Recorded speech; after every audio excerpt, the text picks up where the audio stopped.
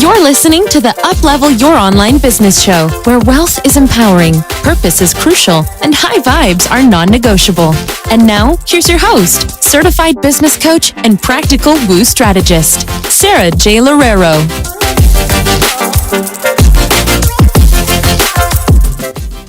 Hey beauty, did you know that I just opened up some spots to work with me one-on-one? As an exclusive one-on-one business coaching client, you will get access to pretty much everything that I release this calendar year. So including my mastermind, including the amazing fully booked formula. If this is your year to finally up-level your business to the income and impact that really pushes you beyond your wildest dreams, we need to talk. You can book a free call with me to see if you're a good fit from the link bit.ly//let's talk success. That's uppercase L, uppercase T, uppercase S. Or you can head over to my website at sarahjloureiro.com/workwithsarah to find out more. All right, welcome back everyone to the Uplevel Your Online Business Show with me, Sarah, certified business coach and practical woo strategist for coaches and creatives who want to get fully booked, hit six figures in their businesses, and really watch their big business visions come to life. I'm here with my good friend, Safia Sattaur, to talk to you guys today about creating lasting connections in your business. And really just navigating your business while being a mom as well. So if you are a mom, I feel like you'll really resonate with that piece. If you are not a mom, don't worry, we're not going to devote this entire episode to motherhood. So Safia is also a certified business coach, and she's an online marketing strategist. She primarily works with coaches and basically any service-based entrepreneur as well, right, Safia? Absolutely. Primarily coaches, though, as you said. Right. Awesome. So thank you so much for being here once again.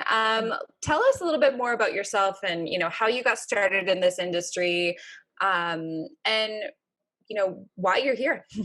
Yeah, thanks. Thanks for having me, Sarah. I'm so excited to be chatting with you. So a little bit about myself. I think that's always such a loaded question when people ask that question, but let me give you the condensed version. So as Sarah says, I am a mom of three. I started my business when my coaching business, I should say, I had a business before that.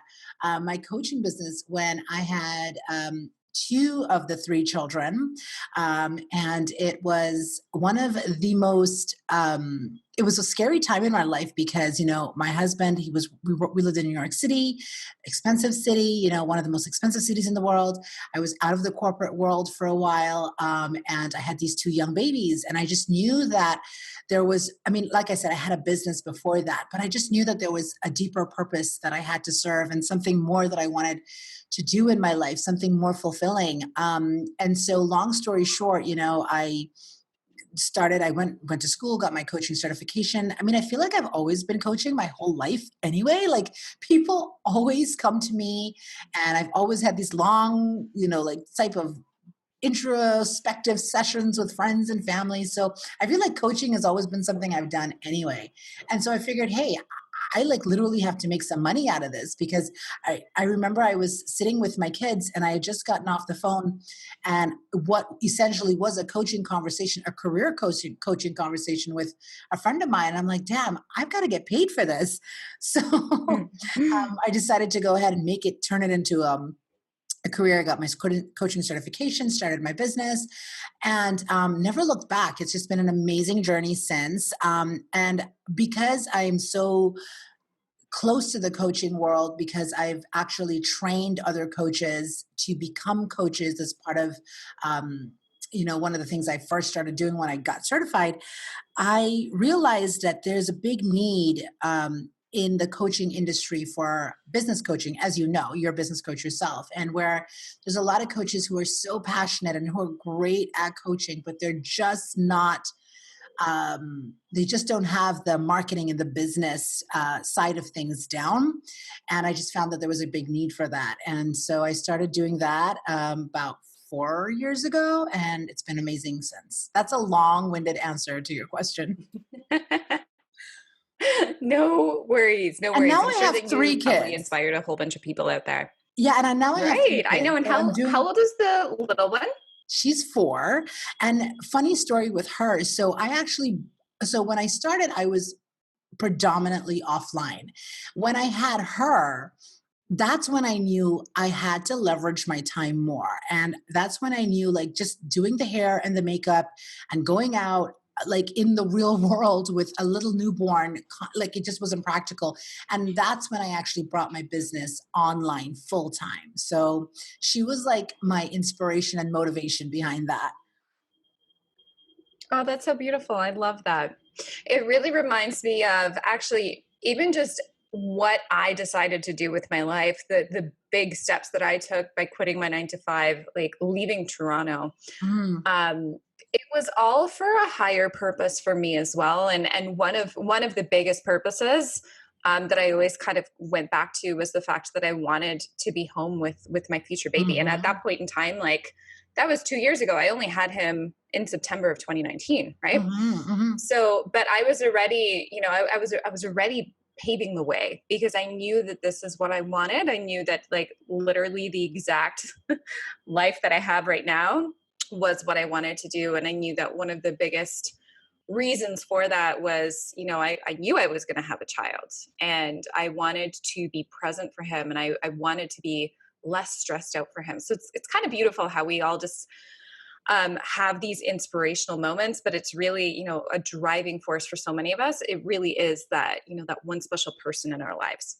Absolutely, absolutely. I mean, I think for me, when I ventured into entrepreneurship, like full time, was after I had my first. And I was on my maternity leave from the corporate world. And I remember they placed this beautiful, soft, cuddly little newborn baby into my arms. And it was love at first sight.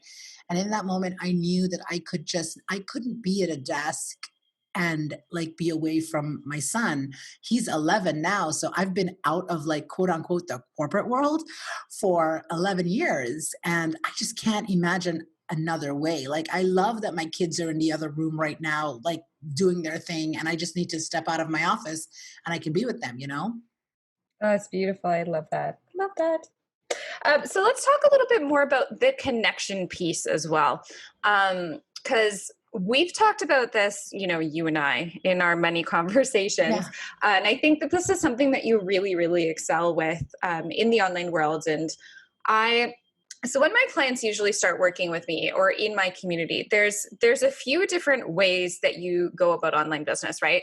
And one of the ways is, just like setting up all of your systems, setting up all of your automations and things like that, which is awesome. And I highly recommend it, right? That you build out all of those foundations.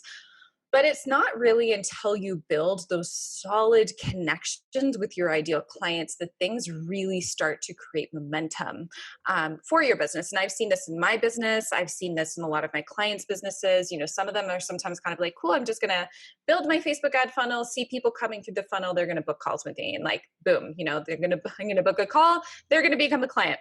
And then, sometimes that does happen, but sometimes it requires a little bit more nurturing to your community in order for you to see, that abundance of clients coming through.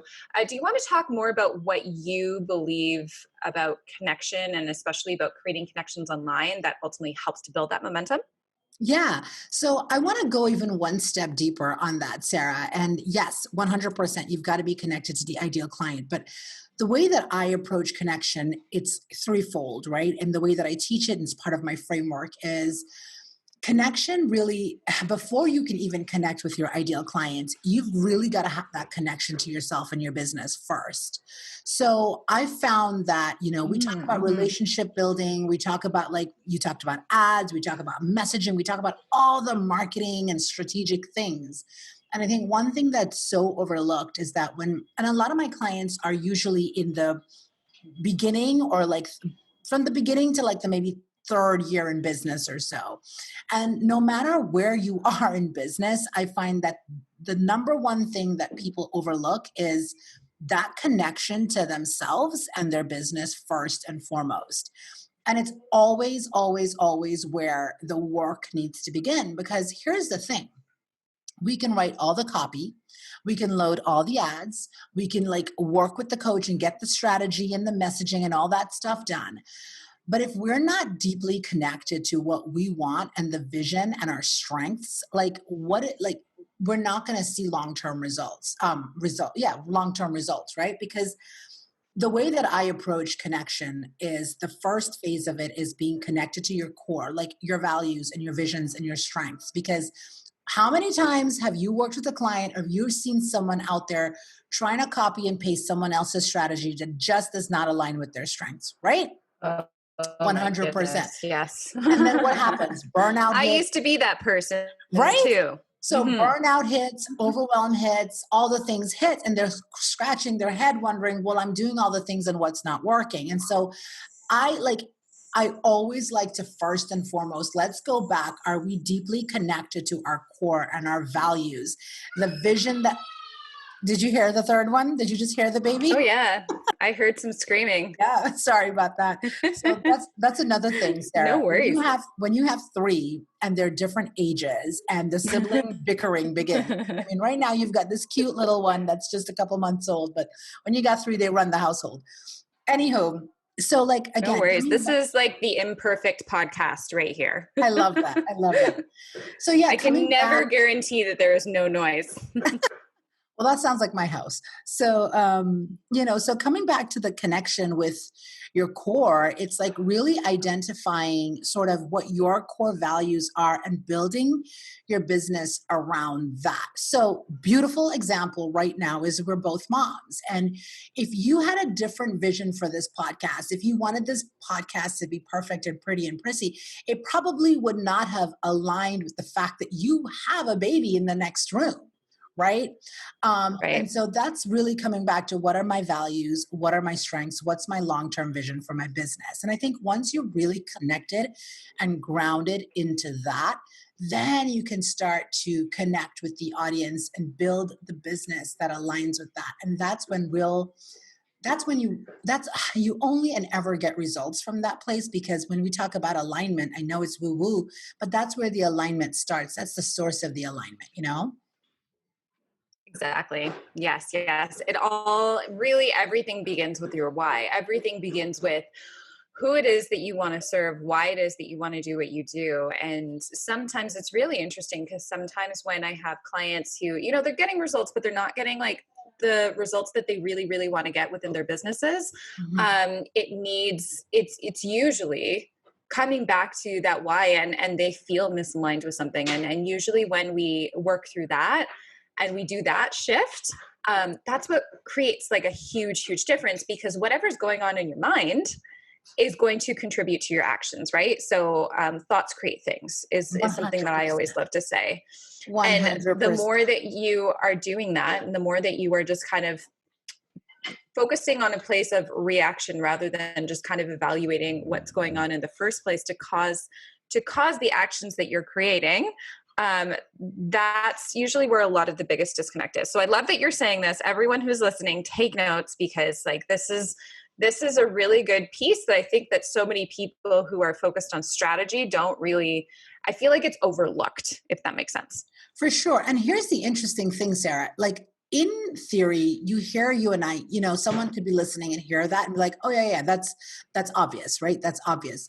But when you like actually sit down and talk to most people, they don't really even know what their why is.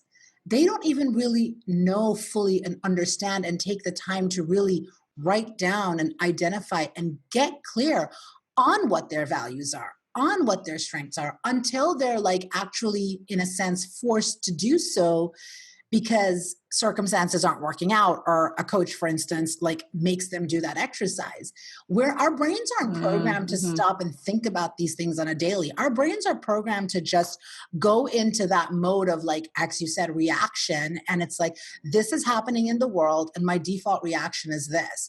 Our brains are not programmed to like go inwards and actually stop and pause and reevaluate and do that. So we almost have to like, we have to like make that an intentional part of anything that we're doing, because that's, again, I wholeheartedly believe that's where any and all results stem from, right?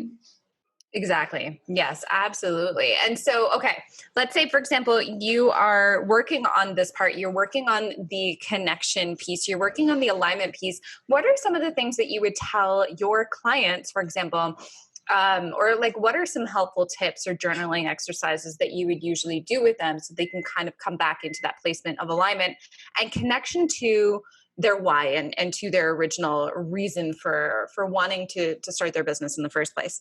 Yeah, well, so here's the thing, like it's not like a cookie cutter answer, right? Because everybody's different. And someone can come to that call with a whole different bunch of triggers. And that's the power of coaching. And that's why one of the things that I do pride myself in, and one of the things that I'm so I value so much is the fact that I have that coaching, the actual tactical tools and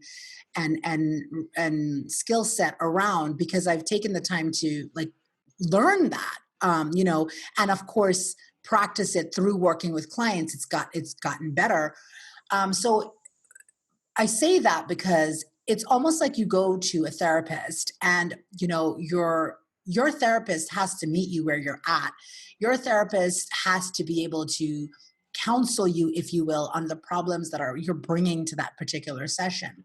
And deep coaching, the kind of work that I do at the beginning phases, of course, I do a lot of strategy and things like that. But this particular aspect of it really comes down to what my clients are bringing to their session, because I truly wholeheartedly, and I know a lot of people say this, but I am one of those people that I do not do cookie cutter. I am so much about personalizing and customizing everything based on that individual person. Sarah, if you came to me and you said, I just had a newborn and I just don't know what I'm going to do with my income. I don't know if I should do a group program or do one-on-one or do passive. It's really just about looking at it from a holistic level, not just some cookie cutter. Okay, well, we know in this market, X, Y, or Z will work. It's about, where does your baby need you the most? What does your day look like? What does your time look like? What are the blocks that are coming up around that? And really just personalizing it towards what works for you. Because here is the thing.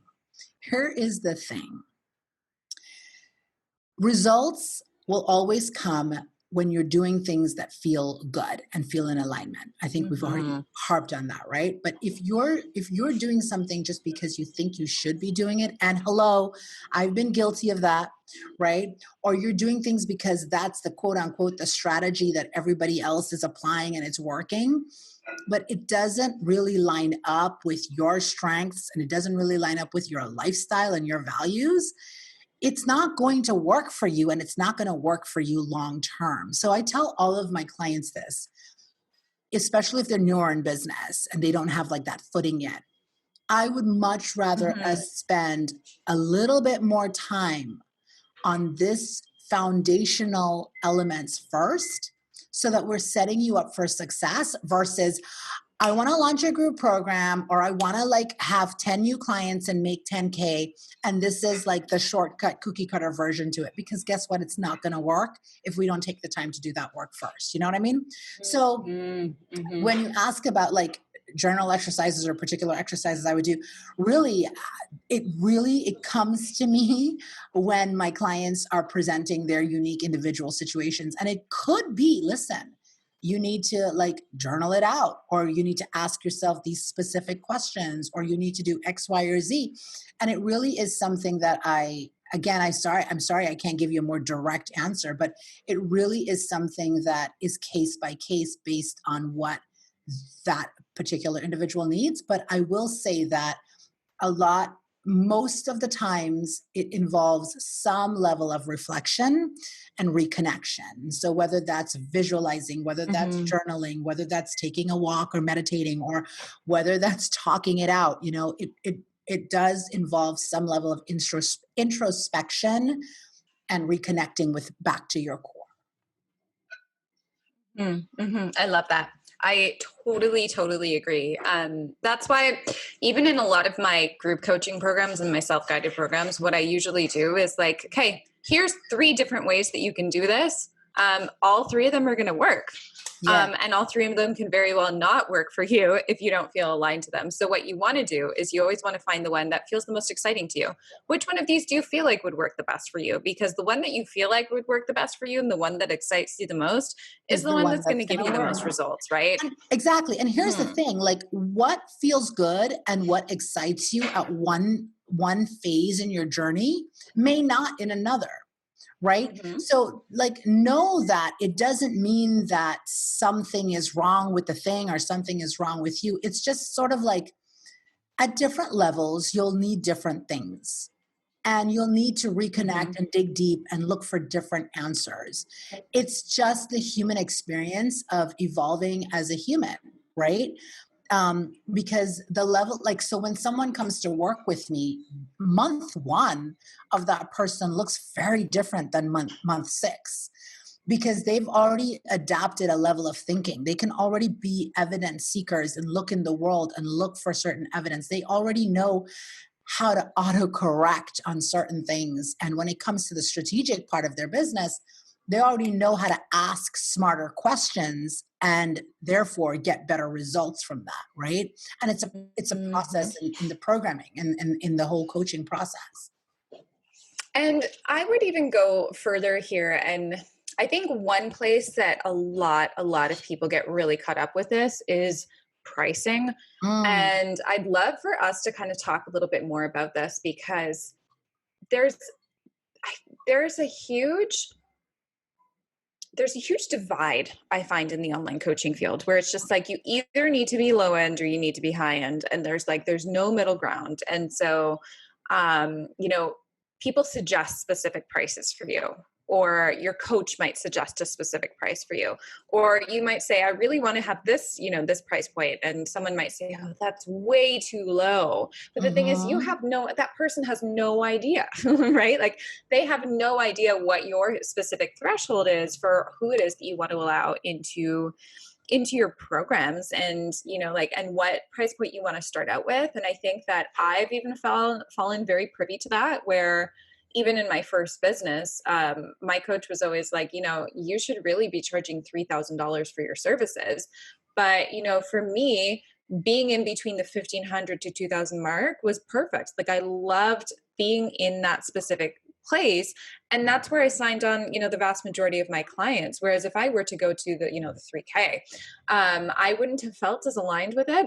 And this is where I feel like, even especially now that I've been in online business for 5 years, I've really been able to kind of tune in to myself a lot more, and really kind of just like dig deeper and go inwards to try to figure out, what do I want to price this at? And not coming from a place of money scarcity, because that's a completely different story. And I have a lot of clients who discount their services significantly, where we definitely have to work through that. But it really is something where you need to come back to yourself, and you need to come back and just ask yourself, where is this pricing coming from? Is it coming from a place of love, and is it coming from a place of alignment, or is it coming from a place of desperation, or is it coming from a place of, this person told me that I need to do this, and that's why I'm doing it? Because that's where I see another huge disconnect in terms of the alignment in numbers. Yeah. So the way that I look at pricing is, it depends on the individual. So I think that if someone is brand new and they're like, okay, or it's a new offer, I think there's a practical, very necessary process. And I also think there's the process of like intentional and feeling into it, if you will. So on the practical side, it's almost like you're listing your house on the market. You want to do what is market value, right? You want to run your comps. You want to see what, similar homes in your neighborhood with X amount of bedrooms would run for, right? So you can be priced fairly and competitively. So I think from a practical standpoint, if you're in the health coaching industry, you want to be able to look at what's industry standard. Now, I say that not because we want to use that as the gold standard, but because that's a great barometer for you to sort of say, this is a typical price point for something similar to what I'm offering. I think, and I do this exercise with my clients because I think it helps to add some data into the equation versus just running off of emotions and oh, I think I'm overvalued or I think I'm undervalued, right? And having that data really helps you to make an educated decision around where you want to land with your price point. So that's on the practical end. The other end is I really do believe, and I'm a firm believer in being sold on yourself first. So if you come to me and you have X amount of years of business, knowledge and skills and expertise in another niche, and you're now deciding, you know what, I want to start a consulting or a coaching business, it's new. You're still bringing all of that value, even though it's a brand new business, right? Or a brand new niche. Yes. So I think you've got to really, and there's people who will come straight into it and will know in their gut, I am worth this, or this is like, bring all of that experience to the game. They're going to sell and they're going to be confident about selling. And guess what? They're going to make sales at any price point because they're sold on themselves, right? So I think pricing is something that if you are newer or if you're struggling with your pricing, I think look at the data. And then I really wholeheartedly do believe that if you can confidently sell at a certain price point and you can get to a place where you are converting at that price point with confidence and you have sort of mastered the skill of actually selling and delivering and pitching and converting at that price point, and you feel confident enough that you can do that, it's a great time to increase your prices if you want. But until you can do that, and until you are so sold on that, and until you are so confident that no matter what your prices were, you can sell at that, you've got to, you really got to master that first before you go like jumping on your prices and increasing your prices. And then the last thing I want to add to that is I do believe that regardless of how high or how low you're priced, I do firmly believe, and again, I teach my clients this, is that you want to have multiple pathways to profit. You want to have multiple entry points for people to invest with you. So even the highest level, multi-seven-figure business owners out there, they have different tiers that people can invest with them at, right? And so for each business, it's going to be relative, obviously. But I think that when you get to that level, you want to be able to have, okay, remember your customer's journey and your customer value, like where they are in their journey and being able to meet them there.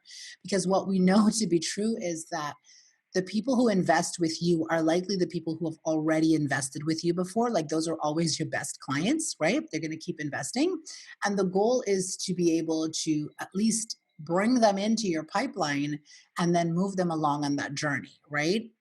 So that's my response on the prices point. I don't know if I answered your question or not. Yeah, for sure. And now kind of going into a little bit more of the connection piece, and the connection piece when it comes to creating relationships.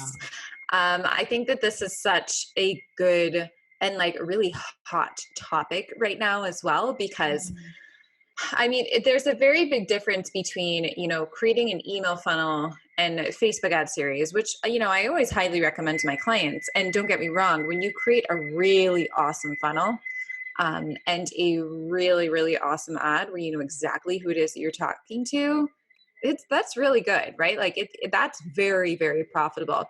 But nothing compares to a more intimate connection that you can make with someone online. Yet, I also know that with a lot of the people in my community, they don't want to do it in a way that comes off as like icky or salesy. So how would you recommend, starting off with that approach of getting into connection in terms of the relationship building with potential ideal clients? Okay, so I'm going to go back to what you said about the Facebook ad or the email funnel, the email sequence of emails that do really, really well and become really, really profitable. You said that like at the beginning of when you just started to talk about this connection piece, right? And you said it's great to have that. Now, let me ask you a question. Why would an email campaign or a Facebook ad campaign convert really, really well? Because you know exactly who you're talking to. And you know exactly what their pain point is. Mm-hmm. Sorry? Go ahead. Keep going. Yeah, you know exactly who you're talking to. You know exactly who it is that you want to work with. You know exactly what their pain points are, and you know exactly what their desires are. And so when you can communicate all of those things in a very strategic way, I mean, don't get me wrong, I have an entire module on email funnels where I give people the option of like 3 different ones, because it really needs to be done in a specific way. But you create a connection by understanding that person, but also getting that person to understand you. And getting that person to understand you from a place of, really from a place of, you know, beyond what your brand is, beyond, you know, me being a certified business coach or someone else being a life coach or whatever. And just getting to that relationship piece without even needing to do a message. Yes, exactly. Bingo. So here's the thing. And if anyone has heard me talk about this before, they've likely heard me say this, but I will say it until I am blue in the face. Humans are wired for connection. Like, it is in our DNA. Okay. We are wired for connection. And the data and the science and all of the research shows and suggests that we make our buying decisions based on our emotions, right? When you think about the last 3 things that you just purchased, you felt some level of connection to either the thing, the person, or the brand that you bought it from, or, you know, or the product of itself, right? So you feel a level of connection at some level. And that connection comes from not just really taking the time to do really good marketing around the product itself or the offer itself, but it comes from what that brand or that person is willing to do before ever selling to you. And I think that this is the work that a lot of people skip over and, quite frankly, are too damn lazy to do in the online space. I think there are so many people who just want to fast track their results. They want to fast track their results. They see what X, Y, and Z are doing, and they want to get 10 steps ahead, and they're not willing to put in the work to do the really important connection building pieces before. Because here is the thing, and you again have likely heard me say this before, the conversion lives in the connection. Or as I like to say, when you connect, you convert. When you take the time to foster and build that connection ahead of time, there is no way you're not going to convert on some level.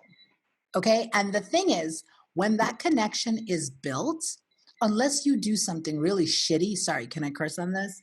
But unless you do something really, unless you do something completely out of integrity, or you just stop showing up, or you're inconsistent, it's hard to break that connection with a loyal buyer or a loyal subscriber or a loyal follower, right?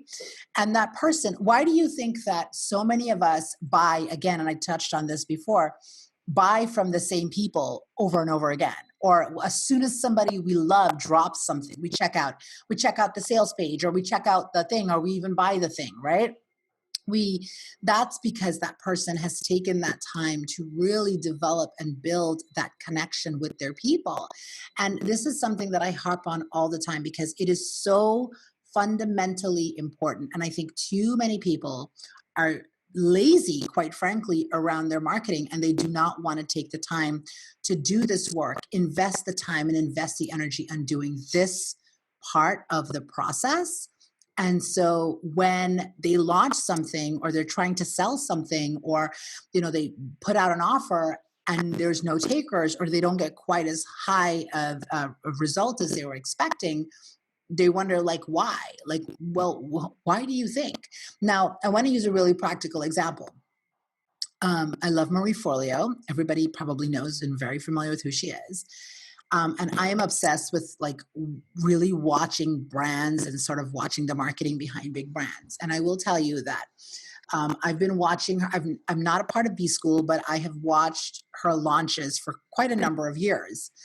And you will see, along with many of the other big names, that there's been a huge emphasis over the past, I would say, a good solid year so her past few launches, that connection has played such a bigger role in her marketing and her launch strategy, like months leading up to the launch of B School, than it used to be before. Now, she's always an amazing person at nurturing her people with Marie School, with her TV and all that stuff, Marie TV and Marie, her emails. She's amazing at that. But from a marketing, just like take out all the other external things, from a marketing perspective, if you were to watch her launches, there are certain elements in the way she launches now that she was not doing in the years past.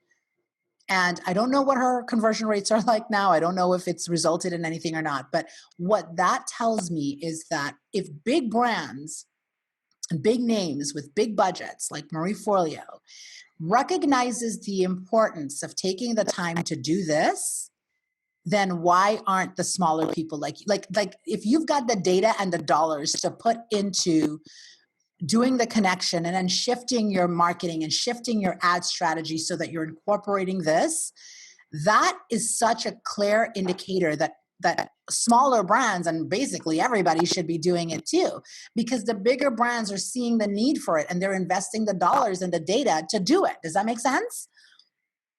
Absolutely. Yes. And one thing that I always tell my clients as well is when they're just like, yeah, but seven-figure so-and-so or, so-and-so who has this really big business, they offer the same thing. So, how am I different from them? Or how is it that I can create something different? Why wouldn't my people just go to them? And I'm like, honey, one, people are always going to come to you because they're connected to you. You have no idea if that person's connected to Marie Forleo, right? You have no idea if they actually even want to purchase her programs. But also, I think that one big advantage that we have still, you and I, and a lot of our clients have, is that we still have time to really create a lot more intimate connections with our audiences. We have a lot more. We have a lot more time in our calendars even to make those one-to-one connections with people where, the seven-figure entrepreneurs can't do that. And it's like you said, now they need to come up with more and more creative ways of doing it.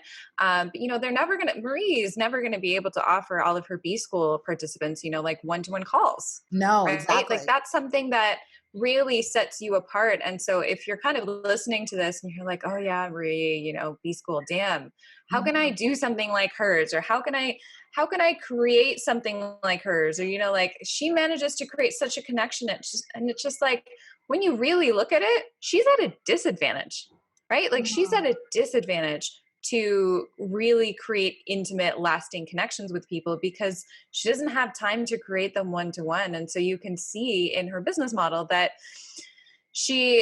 there are so many new ways that she's doing it, which I think is beautiful. But when it comes down to it as well, nothing is going to beat the connection that you can provide someone when you are literally the person who is talking to them, right? When 100%. You are taking the time out of your day to, get on a sales call or get on a connection call or get on a free coaching call or, get on a free DM conversation or something like that. Those things go so far. Well, 100%. And I think the thing is that in the online space now more than ever, people are craving that connection because the cookie cutter launch and done sort of template, everybody is so aware of that. Like consumers are so much smarter than they were before.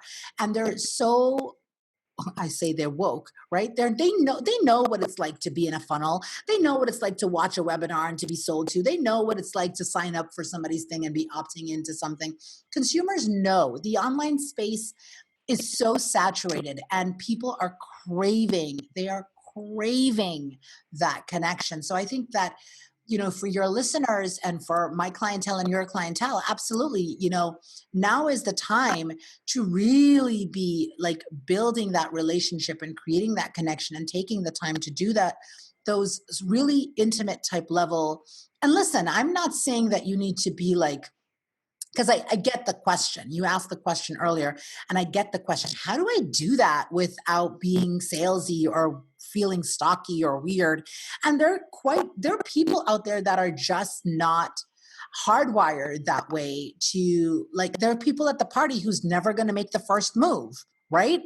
And there's people at the party who's going to be brave enough to go up and like say hi and shake the hands. And it's the same, like these are humans that we're dealing with. So it comes back to what I was saying at the very beginning. And this is why the framework that I work with my clients is so powerful, because yes, you and I are here talking about fundamentally and conceptually why we should be, making connections and why we should be doing this.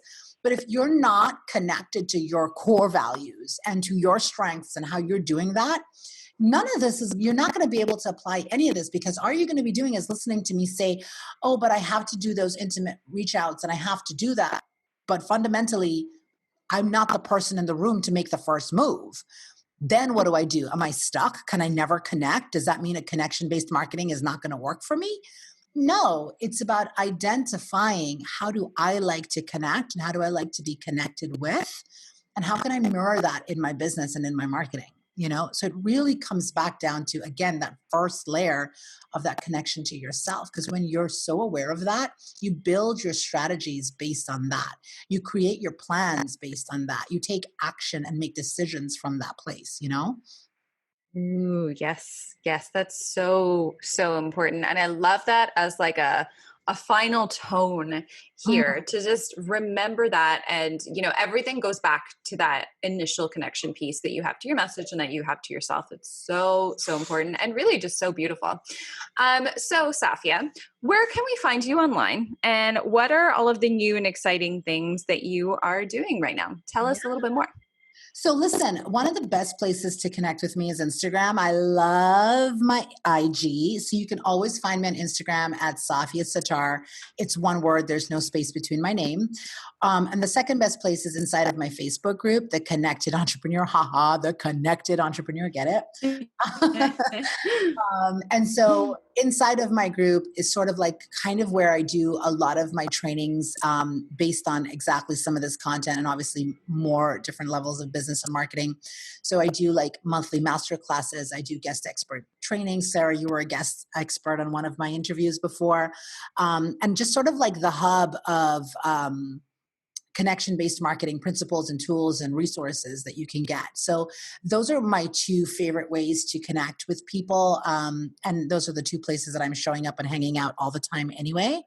And if you go to either one of those, there's options for you to get onto my email list, so we can continue to connect and build and grow this relationship there too. Great. So we will definitely put all of those links into the show notes. Yeah, thank you so much for being here, Safia. I really enjoyed our conversation. I hope that everyone loved this. If you guys are listening, feel free to, connect with us on Instagram. So let us know how you enjoyed this episode. You can go to @Safia Sattaur, which is with 2 T's, or you can go at Sarah J. Loureiro. So if you guys, I know I'm always spelling out my last name for everyone because it's so hard. But it's mine too. So mine is Loureiro, Sarah without an H. So Sarah J. Loureiro. And let's connect and let's see what you guys loved the most about this episode. Thank you so much for being here, Safia, and thank you so much for watching. Thank you so much. Hey, did you like or love this episode? If so, I would so appreciate it if you left a review and rated this episode on iTunes. It would literally mean so much to me. And if you have Instagram and are all up in your Instagram stories like I am, I would love it if you would share this episode with your beautiful followers so they can also get all of the high vibes, all of the free information that I'm giving you here. Thank you so much. Thanks for listening to the Uplevel Your Online Business Show. If you enjoy our show and would like the show notes and free goodies about how to grow your online coaching business, head over to sarahjloureiro.com for more information. We hope you'll tune in next time.